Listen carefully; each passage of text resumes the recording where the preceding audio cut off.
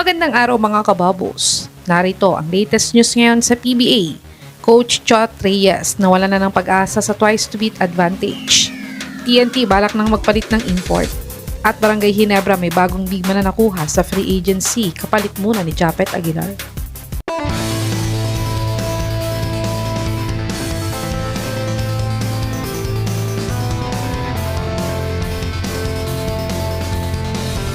Natalo nga ang TNT kontra sa Phoenix Super LPG sa score na 100-97.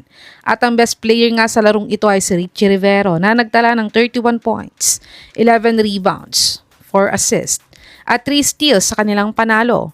At sa panalo nilang ito ay naboost nga ang playoffs hopes ng Phoenix ngayong conference. Dahil sila nga ay nasa may 5th seed na ngayon na may 6 wins at 4 losses. At ang TNT naman ay bumagsak sa 6th seed ngayon. Kaya't ayon kay Coach Chot, ay wala na daw silang pag-asa para daw sa twice to beat advantage dahil sa pagkatalo nilang ito sa Phoenix. Kaya't kailangan na daw nilang mag-ready para sa twice to beat disadvantage ngayong PBA playoffs. Sa tingin mga kababos, may chance pa ba ang TNT sa twice to beat advantage pag masweep nila ang remaining games nila? I-comment nyo na po yan sa baba.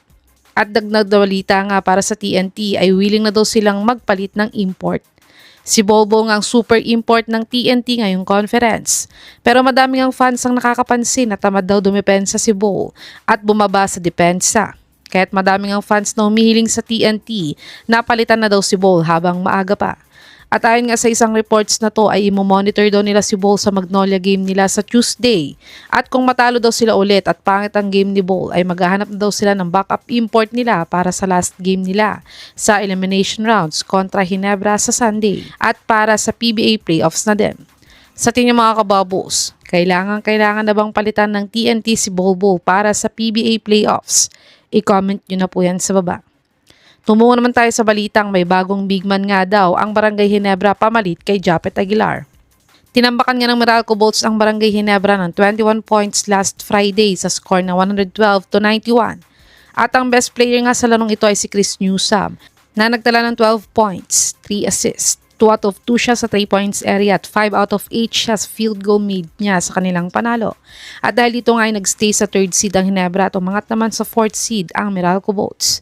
Pero wala nga sa larong ito ang team captain nilang si Japet Aguilar dahil sa nangyaring injury nga sa kanya kontra sa Blackwater game nila. At wala ding update si Coach Tim Cone last Friday para kay Japet.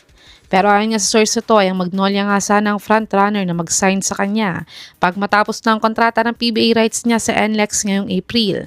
Pero dahil nagka-injury nga daw si Japet Aguilar ay baka magpaubayan na lang ang Magnolia at sa Ginebra na ipasign si Miranda dahil mas kailangan daw nila ito ngayon.